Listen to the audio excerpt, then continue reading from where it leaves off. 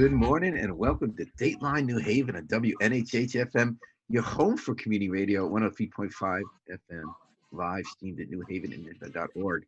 We got a very timely show this morning, the morning after Congress has set aside $60 billion for a do-over to try this time to truly get small business COVID-19 emergency aid to true small businesses that are hard to reach in cities.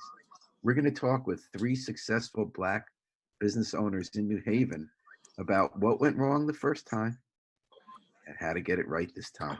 Say good morning to Rodney Williams, who has a construction company in town, Jawan Carter, who does landscaping, and Miguel Pittman, who, as we speak, you can see it right there, is cooking up the ribs at Sandra's Soul Food Kitchen on Congress Avenue. Good morning, gentlemen. Thanks for coming in. Appreciate it being Good here. morning, Paul. So we see Miguel's at work. Why don't we start with Miguel and go to the three of you? Before we get into the nitty gritty, I just want to ask how each of you is doing in the pandemic. How's business, Miguel? Are you staying afloat? And how's your health? Well, in terms of business, business is moving along. I was able to keep all my employees, which How many is is about that, Miguel? 27 of them. Wow. So obvious as a business owner, I did make a sacrifice to keep additional, I could have cut my staff by at least 40%, but I chose to hold on to them. And what about people eating now? You had to go to takeout, right? How's the Hill reacting? Are people still coming pretty steadily for meals? Do people have money? How's it working? Well, business is fairly good. My clientele is very broad in terms of I'm pulling from New London, Hartford, Springfield, up in Derby, and also New York. So I have folks that's traveling just to come and experience Sandra's takeout. People are traveling in the pandemic to come from out of town to get ribs at Sandra's? Yes, and also we do enforce the 6-foot rule. Based upon Connecticut, the most of the employees, not the employees, but the customers, we only allowed to have 5 customers at a time that's able to come inside the building. Mm-hmm. But also we did set up different tents on the outside of the restaurant where they can wait in line and also have the distance that they need from each of the customers. So things is coming along fairly good. That's really interesting about the tents. That's creative. So you had a solution there. Follow the law, keep people healthy, and find a way to keep going. Yes, Paul, exactly. As an entrepreneur, you have to be able to make the adjustments regardless of what climate that you're in, but also you have to have your hands on the pulse of your business that you know exactly what's, coming down the pipe. For example, they had 2 pork meat companies that had to shut down for 3 weeks. So when you look at that, it's like a domino effect. So what I did, I went out and bought 700 pounds of pork. So I was ahead of the curve. Wait, you bought 700 pounds of what? Pork. Before, because you saw that they were going to have to shut down? Yes. Where did you keep it? Well, being that I'm fortunate enough to have quite a bit of property that I own throughout the city. And also I have ample amount of refrigeration room, but also freezers. So I could be able to do it on several enough sites. inventory. That's really interesting. I'm glad you guys are pulling through. Say that again, Paul? I'm glad you're pulling through, man. That's great. Yeah. Jawan Carter, how's the landscaping business? Yeah. Good morning. Yes. So as of now, I'm actually on the ground, performing spring cleaning. We started this week.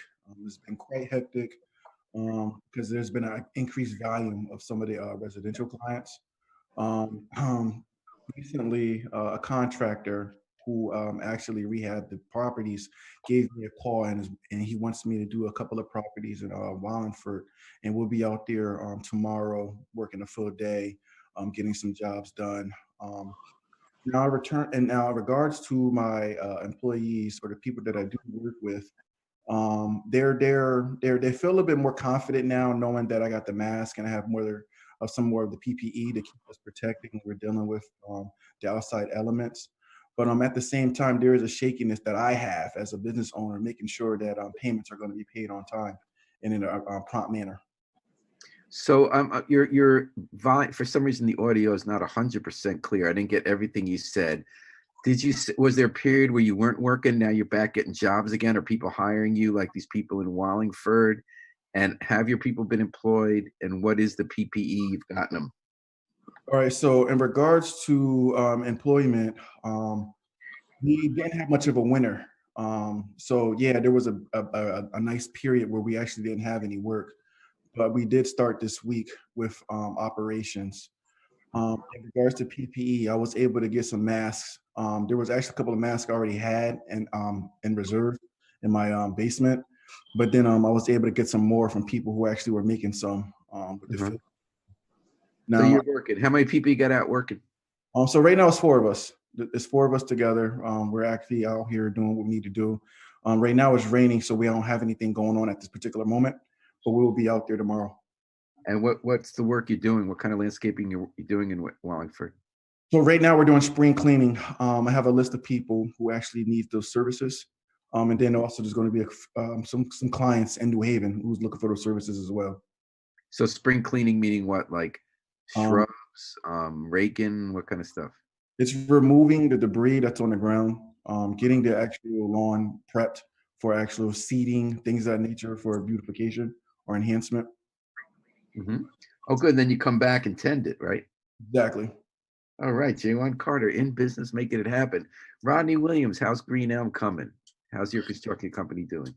Right now, Paul, for the last couple of weeks, what I've been doing is dealing with a couple of big developers that we got some real big projects going on, and because of the pandemic, trying to get them situated where they're going to actually start.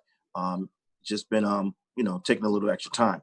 So I think what my focus is, what my business is, to keep it to the point where when everything frees up in the state of Connecticut, we actually going to be a company that's going to be hiring a lot of people in the New Albany area. Based on the conversations I had with 2 of the developers we're dealing with yesterday, one of them told me he has somebody that has a sizable amount of money, and these projects will move forward. And I'm just basically looking to stay above ground, and I definitely am capable of doing that. One thing I will say, because of the winter, we didn't have no snow. And Paul, a lot of people don't talk about this, but a lot of minorities in the city of New Haven do snow removal. So this virus gave us like a double blow, so by not getting no winter and then the virus coming, and then it's like the work slow down. A lot of people not even looking at that. Like, did your snow company removal? I got 3. Removal? I got 3 plow trucks and I got a Bobcat. So yeah, I've been doing snow removal for like 20-something years. Wow. And you make a lot of money doing snow removal. So double blow. So to recap, you're not on the ground right now doing work. You had a double hit with the no snow and then the virus. But in the last few weeks, you've been in conversations with 2 specific developers who say they have work for your crew. Well, listen, starts up. Yeah, Munson Street. I would say within the next couple of weeks, the Munson Street deal.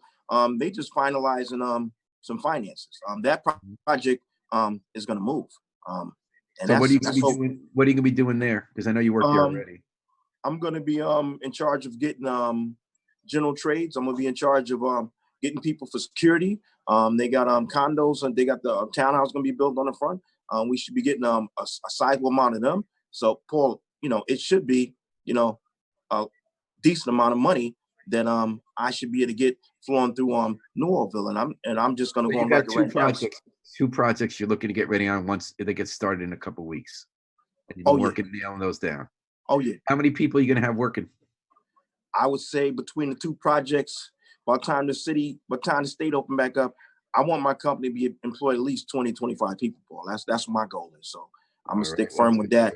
And that's a number that I feel that I could definitely do that.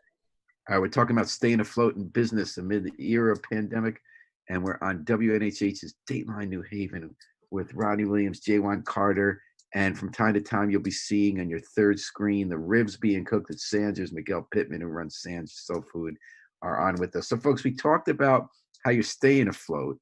Now, we know there are a lot of businesses that are struggling to stay afloat. What have you been doing to make up for losses? We know that there was a first round, a $2 trillion emergency assistance bill passed by Congress, that a quarter of it was supposed to help businesses like you. We've heard that none of it got through. Last night, a new $60 billion was approved, starting again with Miguel. Did you try to get any of the emergency money? If so, what did you get and what didn't you get? Yes, Paul. When the program started, it started on the Friday, which was on the 4th. And what I did, I put in my application Monday morning. I started the process around 10 a.m. But it took me a while to go through the system because the system itself was maxing out. It kept crashing. But eventually I was able to put my application through at exactly 4:23 p.m. And That's it said a long it was day. successful. So I did get mine in. Did you get money? Not yet. On Tuesday, I did receive a e-signature, meaning that I was approved for the loan. So at this point, I'm just waiting for them to deposit the money in my account. And then from there, I could just start. And that'll get you, will that get business. will that get you 2.5 months payroll for your workers? Well, based upon the calculation, what they did, they took your average month of payroll and they did that times 2.5. And whatever that number determines to be, you could be able to utilize up to 75% of that money towards payroll, and the other 25% could be utilized for utilities, if you have a mortgage payment or even a lease payment, water bills, and et cetera. Yes. So what's this going to mean on the ground for you? Does that help you keep everyone employed for a couple months? Yes, it will. I mean, it's really going to make a big difference because, as a business owner, I did make a sacrifice of keeping, that extra 30% on staff that which I could have laid off. But, they have responsibilities. So I felt like it was my obligation to obviously apply for the PP and just put in an additional $40,000 of our own money just to support our employees until that money was able to come in from the federal government. All right. So you're a success story, Miguel, because a lot of people, small businesses, have not been successful. Congratulations on getting it. And you have a total workforce of 27, so you were not able to get the Hartford Economic Development Corporation money, which I think was less money. The $20,000 line of credit was smaller than it. Yes, and I did reach out to HELCO regarding that 20,000, but unfortunately, I have more than 20 employees, so that disqualified me. Even though 35% of my employees is part-time, it still put me over the number of 20 people. So I wasn't able to qualify for that $20,000. How about you, Jaywan? Were you going after any of this money? The money I went after was it was regards to the state HEDCO money. I went after the minority business pool of money, which is a line of credit with the forgivable practice, as long as you are able within those criteria. However, I did not receive actually any notification as of yet if I was approved or not. There seems to be. Were there any stumbling blocks for you? No, I'm actually quite familiar with the process itself. However, I was not able to make, they had a original Zoom call. I wasn't able to catch that, but a good associate of mine, Rodney Williams, he actually told me about it, and I began to package things from there at that. Now, you needed to give financials, right? You had to prove that you were in good standing with the State Department of Revenue Services. Yeah. You had to give them some spreadsheets, right, with your monthly expenses. Were you able to get all that in on time? Yes, because I actually applied for this money, a similar set of money before in the past. So it was pretty much the same setup. And in the past, during the pandemic or before? No, this was just to get the business some more business equipment. Mm-hmm. So where you said you haven't heard yet, you don't know if you're getting the money. I know they had probably more applications than they can fund. As Rodney pointed out, they got $2 million. That's not going to go very far with $20,000 lines of credit. Yeah. So have you gotten any word about whether you're getting it? Not as of yet. No, I haven't received anything yet. No, regards to the accepting of the application, yes, there's actual verification for that. But in regards to hearing if you were actually approved, I did not get that yet. Are there any other options for you, Rodney? Now, the new money coming down from Congress, am I right in assuming you were not able to apply for the SBA because you had to have full-time staff employees, right? Who you were getting money for. You couldn't have seasonal workers. Am I correct about that? I think you're absolutely right about that. I think, Paul, I think with me, I think I'm up here because I know a whole bunch of people. I'm going to be able to weather this and get to whatever's going to happen. But I just feel like there's people like, what about the guys that rent the barbershop chairs? That's paying $150 a week, and they ain't been to work in weeks, and the governor talking about open back up in June. What about the stores that people are just I'm grateful for what's going on, Miguel. But what about the people that barely in business, but their businesses are growing, Paul, and this pandemic is going to put them out of business? Like, how do you, like, all businesses don't start to the point where you got all your paperwork, your financials. Sometimes you working week to week, putting money back in the business to grow the business, to get to the business to the point where, these businesses are all through New Haven. So tell me, give me some more examples. You give an example that in barbershops, am I correct in assuming? Oh yeah, they pay. Barbershop, somebody else rents the chair. You're not an employee of the barbershop. What other kind of people are you thinking of? They what about the landscapers? What about like J1? Like J1. It's like when they shut everything down and we go through a winter, Paul, and we don't make no money, and then we come out in the spring, and the spring is like, okay, we got to start grinding. But then the state everything just fall apart. Like, how do you, we the same people that you knock on our doors and you want us to support you and elect you. These people going to these barbershops looking for votes, but they're not going in these barbershops saying, how can I help you? Because I know you're not able to get no money. They need to identify how to help them too. Because at the end of the day, Paul, when you look at New Haven in 6 months, them businesses ain't going to exist. You talking about June, they're not going to be in business. No, it's funny you mention that because it's almost a cliche at this point that when politicians running for statewide office do Black Vote Day, they go to the barbershop. Yeah. we cover those. Yeah, they ain't going to no barbershop now because they're going to kill barbershop.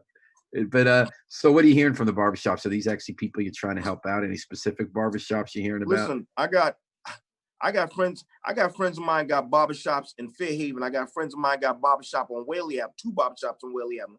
I got friends of mine got barbershops on Dixwell Avenue. So, Paul, I got friends of mine got shops all over the place, and they've been in business for a long time.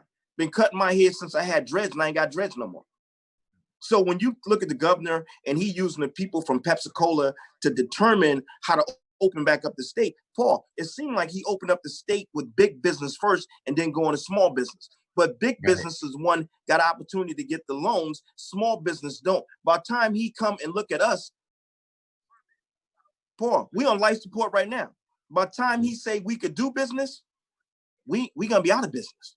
Okay, I want to talk to you guys practically about what we should do about it. We're talking on Dateline New Haven, WNHH-FM 103.5, live streamed at newhavenindependent.org. Rodney Williams, J1 Carter, Miguel Pittman. How are we going to make this new money work now? So we know it failed. No one disagrees that the first $2 trillion released by Congress failed to help cities and the grassroots people, business owners of color. There's $60 billion now out of the new money they approved last night. $60 billion that says specifically the people who didn't get it last time, hard to finance, small business, untraditional structures. What do they need to do? I'd like to hear Miguel, J1, Rodney. What do they need to do with this new money to help you and your barbers and everybody else stay in? Okay. Well, the way I look at it, I mean, just like Rodney said, and also you, I was fortunate enough that the impact wasn't too devastating for my business. And I did already have my paperwork lined up and et cetera. So it wasn't a problem of me providing whatever documentation that they need for that PPP money. I think that the governor should put some type of training program for business owners how to line up their paperwork in this short period of time. Give them training to let them know exactly what type of paperwork they need to submit and offer some type of assistance. I think that would be very helpful, because if this is your first time ever applying for anything, that paperwork can be kind of intimidating. It intimidated the hell out of me. I had to go get help. Yeah. Yeah, and and it makes you scratch your head, but for example, I mean, I've been in business for 30 years.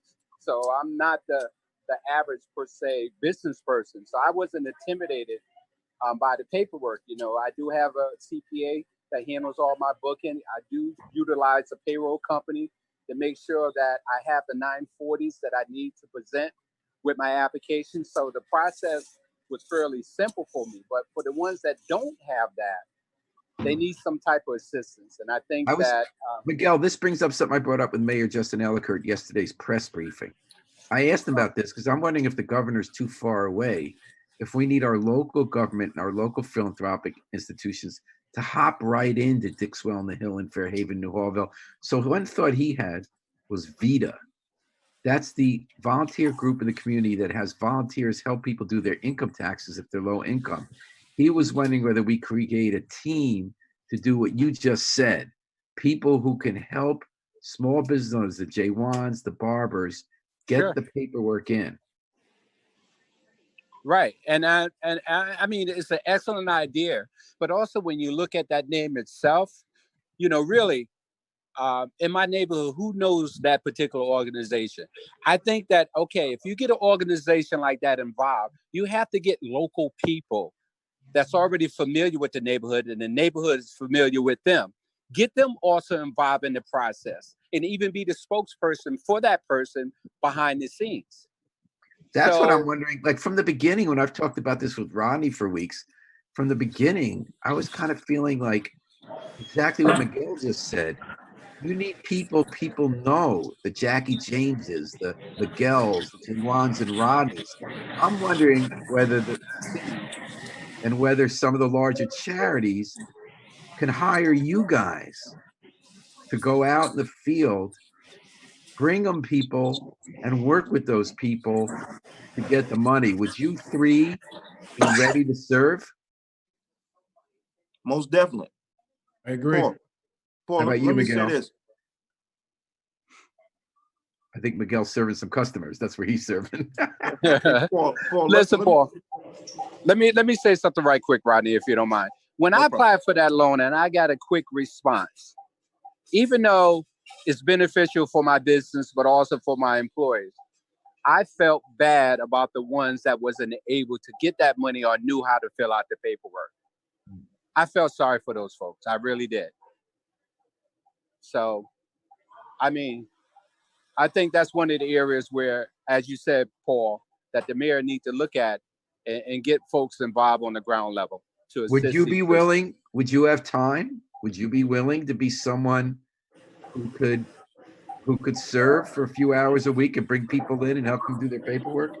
Oh, yes, with no doubt. Yes. I mean, I have the time to do it because, I have 27 employees, so I could just allocate my responsibility to someone else and spend the extra 2 or 3 hours to assist these businesses that's intimidated by the paperwork. With all this money out there, it's not a lot of money to pay like 20 of you people, 20 people who have some experience, but also know who's in the grassroots. And 10 hours a week, $30 an hour. Does that sound right? It's not my money, so I'm going to give it away. I mean, what do you think? Paul, let me just say this. I think the same way that they walked around in these barbershops looking for these votes, they should try to reach out to these barbershops and ask them how can I help.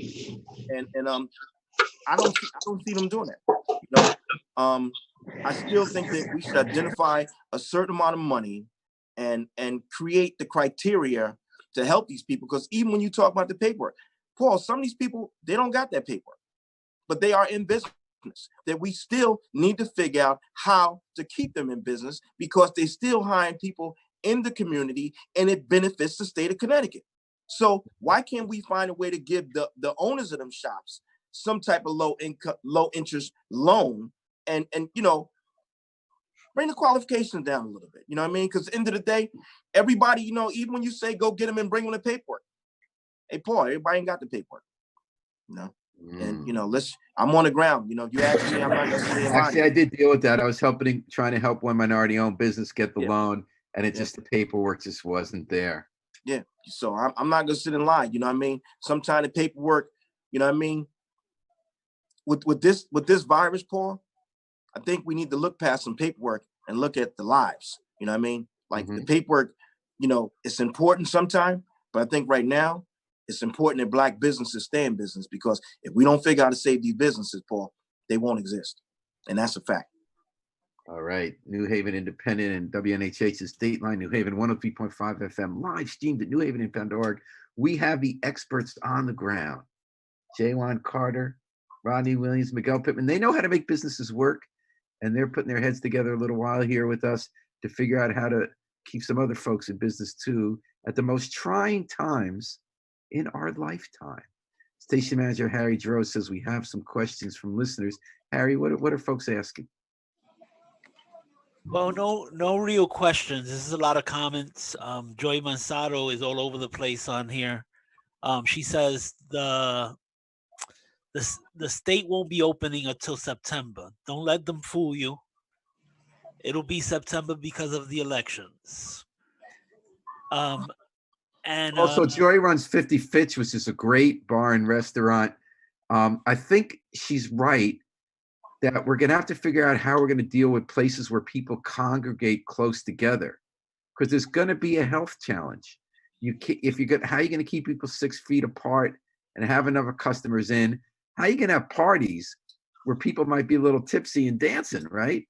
So I do agree that Joy is identifying a big challenge for policymakers about how we're going to keep those kind of businesses in business.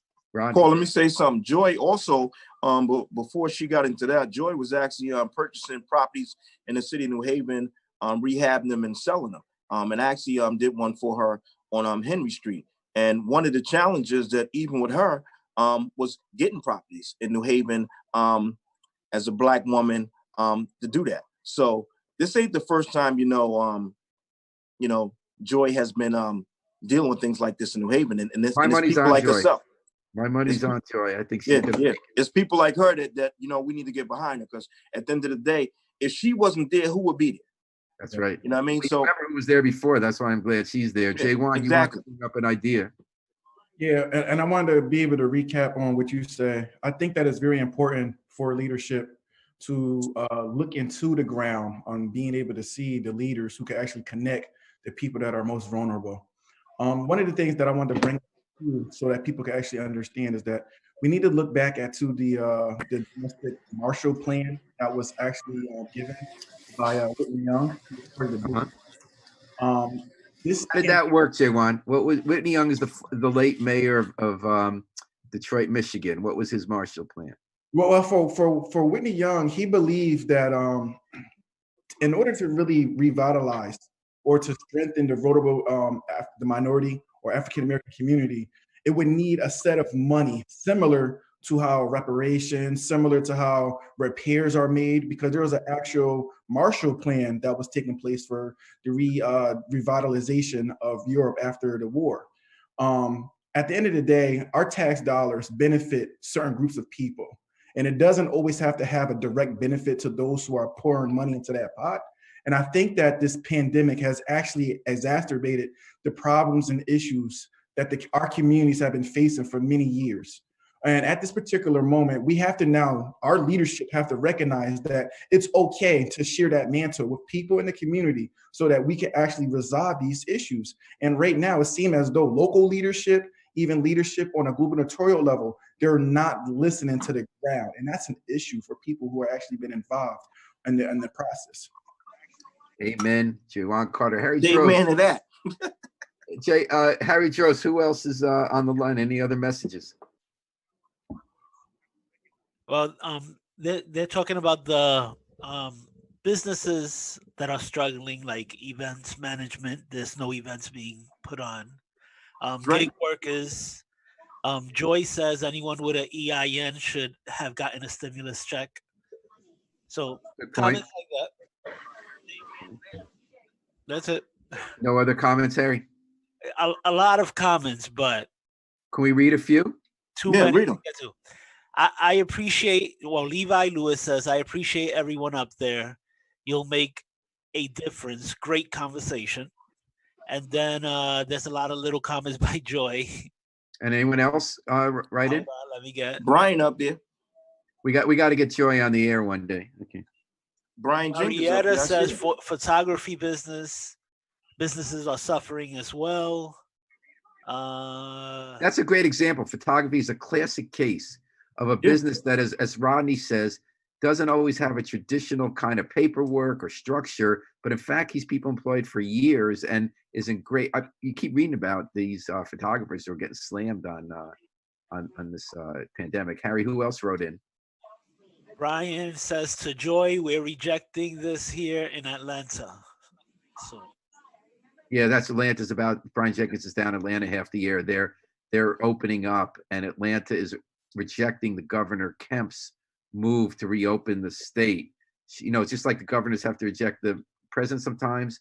The mayor of Atlanta is very scared about the Republican governor's move to open up that state, and she's trying to keep Atlanta closed so the virus doesn't spread. Any other comments from listeners, Harry? well, Joy says, Paul, about being on your show. She said, nope, I'm too controversial. All right. Well, I guess we'll stick with our non-controversial folks here. Rodney, Yeah, I mean, Ron Carter, Miguel Pittman, talking about business. So I think we've hit the business. Now I want to ask about other impacts in the Black community. Obviously, we're all human of all colors, and we're all affected by social distancing. We're affected by the spread of the virus. We know that disproportionately, COVID is hitting the Black community many times harder than the rest of the community because a lot of people have to work in jobs they still go to. They have to ride the bus. They can't keep 6 feet away from everybody. What are the three of you seeing about the special challenges to keep people safe from COVID in the Black community? What is working? Let's start with Miguel again. Miguel, what do you see working in the Hill, and what's a special challenge? Well, I would say one of the special challenges, especially in the Hill, is to get masks. You know, I mean, who really has the connections to get, you know, one of those N45s or even just a regular mask itself in the Hill? Like, for example, what we do when we have customers that come to our place of business, if they don't have a mask, we provide them with a mask. I mean, those are some of the things that we do. And just to get those masks, I had to go on Amazon and pay 3 times the amount of money just to get those masks. Well, Miguel, most people I know are doing homemade masks. They're not perfect. I've been noticing a lot of African-American videos on YouTube about how to make a mask. One I completely flubbed, where you cut your sock in half lengthwise and you cut some slits you put around your ears. Do you see any efforts to share community knowledge about homemade masks? Well, when you talk about homemade masks, that really became prevalent in the last week or two. They wasn't talking about homemade masks at one point. Now they're starting to say, okay, the mayor say, okay, we are willing to, as long as you have something to cover your mouth, which is feasible. But they wasn't saying that 2 and 3 weeks ago. Well, you know, they've been changing their mind, Miguel. You remember the CDC, Centers for Disease Control, at the beginning of the pandemic said, don't bother with the mask. It's not going to work. It's not airtight. It's not 100%. Then they said, well, do it if you can. Now the consensus keeps changing, as Miguel points out. I think the consensus now is 100% is not a substitute for trying to keep 6 feet away. But if you can't, it reduces, the biggest impact is it reduces you giving it to someone else because you might not know you have it. Up to half the people who've had it might not know they had it. But it also, even if it doesn't protect you 100%, it does protect you a lot from airborne. But I'm interested in what Jaywan and Rodney have to say about that. Paul, I feel like when you look at what was going on with this epidemic, that at first me and you even talked, and I thought that it wasn't impacting the Black community. and you seen me talk about that. Then I realized it wasn't, and I aggressively changed that. But what I'm starting to realize is, Paul, that they was hiding information. Like they wasn't getting the information out and letting Black people know. That's why people like myself was making the statements I was making, because I didn't see nothing, but they knew that. Have you read, Rodney, about active disinformation campaigns on the internet? China did some of them. My daughter, who lives in Oakland, told us as a fact, based on what looked reasonable on the internet, that those $1,200 stimulus checks everyone got are going to have to be paid back, which is not true. She's very intelligent. There's so much misinformation on the internet, some of it not deliberate, some of it deliberate. Harry and I are going to disagree about this. Some of it, I believe, coming from the President of the United States, that people don't know what to believe in all communities. And it's argued that in lower income communities, not necessarily by race, just lower income communities, period, that it's harder sometimes to get good trusted information. And there's good reason for people not to trust official sources of information. But Paul, here's but I need to say this. When you look at Yale New Haven Hospital, Yale New Haven Hospital had 1,000 people supposedly got infected. 600 or was showing positive. Symptoms. Yeah. Or 600 was positive. Now think about this. Them positive people, Paul, were from our community. New Hallville, The Hill, and Fairhaven. These positive people, the mayor never talked about it. They never talked about this big number. This number was always, we just discussed the big number thanks to you guys like a week ago. But for a month, this virus has been burning through our community. So now all of a sudden it done burnt through. All of us got infected, and it's coming down. Now you're talking about you want to start testing. So I don't understand this. Like how nobody was talking about all these people in Yale that said the community had it. I guess this is, I think, the way, and I say this respectfully, I think this is the way that someone like me, who does not live in a Black community, misses the boat, because it looks so different to me. What I saw happening was leaders in every community, white, Black, rich, poor, middle class, all missed the boat on how this was spreading. I know Jewish communities where they didn't take the precautions they should. But because in the Black community, people do live closer together, fewer people have cars to get to work. But the second thing you point out was healthcare. And this was a national problem. Healthcare workers all over the country got hit hard. And I think it was that first round, Rodney, that first round when people didn't even know it was there half the time, the healthcare workers are most at risk of getting it. And because a big chunk of the workforce in those jobs in New Haven is African-American. That's right. I think that's the second reason.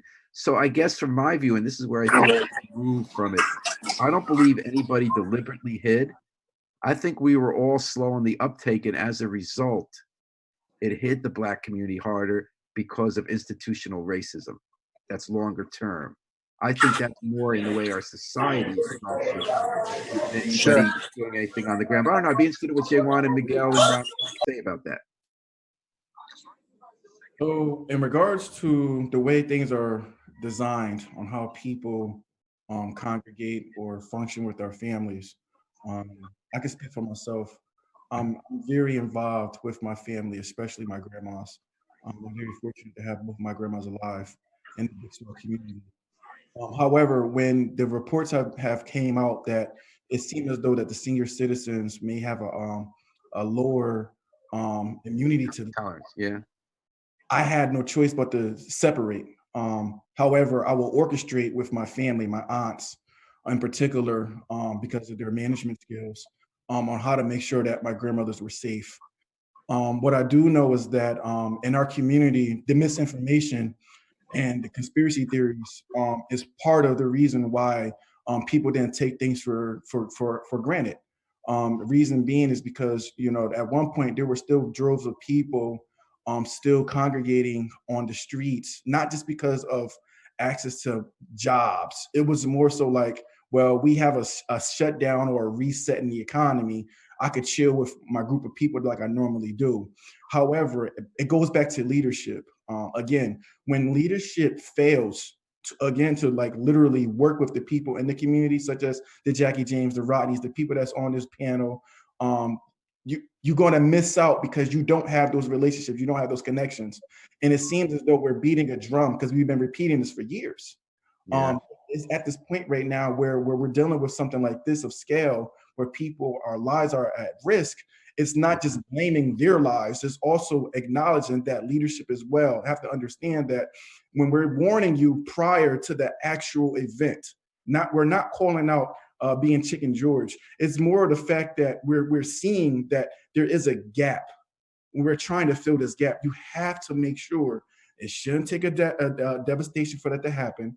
You have to listen to what we're saying because it's proving its point. How did it get out that so many people of color believed, until as recently as 2 weeks ago? The word was so widespread in the Black community, this myth that Black people were genetically protected from the virus and it wasn't going to hit them. I heard that from so many smart people. I think people might have died because of that, guys. I mean, what do you think? How did that happen? Paul, I got my theory, but what's your theory? I got a theory too. What's your theory, Miguel? so who's going to say it first? Well, I got one. Okay. I'm going to say it first. Yes. I mean, everybody is accessible for the disease, but I'm sure if you look at the numbers, really, who is the race that normally taps out, that really die behind it? I only know one person that died from the virus, but I know over 30 people that got it, and they up and running and they back to their normal life. So, Miguel, when it comes to deaths in Connecticut, it's way off the charts. Black people per 100,000 are dying at much higher rate than everybody else. Okay. Not even close. All right. I would love to see that Curtis data. Hunt, Danny Newell, New Haven. So my theory, guys, see what you think, is that at first the virus did not hit Black people as bad. And my theory on that is the virus came from Wuhan. So the people who were traveling to Wuhan, it's not that no Black people had connections with China. In fact, China has a very strong trading relationship with African nations. But I think the vast majority of the people who spread this disease were white because they were the ones in Wuhan.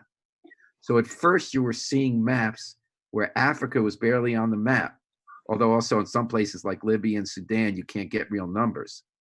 Because of that, the way the internet works, it's hard to get reliable information. And it's hard to trust official sources. So I think that was its own kind of virus. I think the myth about Black people being less susceptible is a virus of itself, of information that stemmed from just the fact of who got it first. And now we have the evil flip side, which is that Black people are dying more because of conditions of institutional racism. Mm-hmm. Now I want to hear what Rodney and Jaywan have to say about that. Well, Paul, that's your version. I think my version is a little different. And I'll tell you this, and me and you, I didn't think Black people died from it, but you know that I lost my father. My father died in New York. So, but before he passed away, I did see people getting sick and dying. But here's what I was saying to you from the beginning, that if you take a healthy Black person next to a healthy white person, and we both get the virus, most Black people, they it don't really affect them. I think that when you say that they wasn't planning this, Paul, I feel like this virus, once they saw the group of people that it was impacting, they changed and focused on something different. Because while we was dying, Paul, and you said about that boat we missed, another boat came in with some money, that stimulus money. And the white people jumped on that boat while and so we always missing the boat, like you said. We missed the alert for, hey, run, it's a virus, and then we missed the money. So we always last to get the information. And you can't say that we sitting here in New Haven, all these people getting sick, Paul, and it took 30 days for them to get a testing site or even talk about testing. And then we get one of them cleaning things it's only 7 in the country. And cleaning and the mask. The cleaning mask. We're capable of getting that in New Haven, Paul, but we're not capable of saving Black people in New Haven. This whole thing, Paul, stink. You can say what you want to say about missing the boat. They don't care about us. Only time they care when it's election time. When it's election time, they all up in the hood. I think that's one thing we can all trying to save us. Why they ain't up in the hood trying to figure out how to get us some money? I think that's something we can all agree on. So are we all agreed that what needs to happen next with the next boat is that we need to get folks like you, Jackie James, and others empowered to get people in to get some of the new $60 billion coming in to keep Black businesses in business? I agree. I agree 100%. Like, I'm ready, Paul. I'm ready. So whenever they're ready to start it and they need assistance, you have access to my brain. So I'm ready to move forward. I'm in. Okay. Hey, guys, I want to thank you so much for taking times out of your busy life at these important days in New Haven to share your wisdom here on Dateline New Haven. Rodney Williams, Jaywan Carter, Miguel Pittman, three of the people who are making New Haven what it is day in and day out. Thanks for joining us today on Dateline New Haven. Appreciate the invite. Appreciate the invite, Paul. Awesome. I want to thank Harry Drost, the miracle man behind the controls, New Haven WNHA station manager, who has not only kept this station going and thriving during the pandemic, but taking us to new boundaries in cyberspace. Thanks, Harry. We're going to close out now with the Afro-Semitic Experience performing I Wish I Knew How It Would Feel to Be Free from the group CD, A Plea for Peace. Paul Bass inviting you to fly free with us all weekend long here at WNHH-FM, New Haven's home of community radio.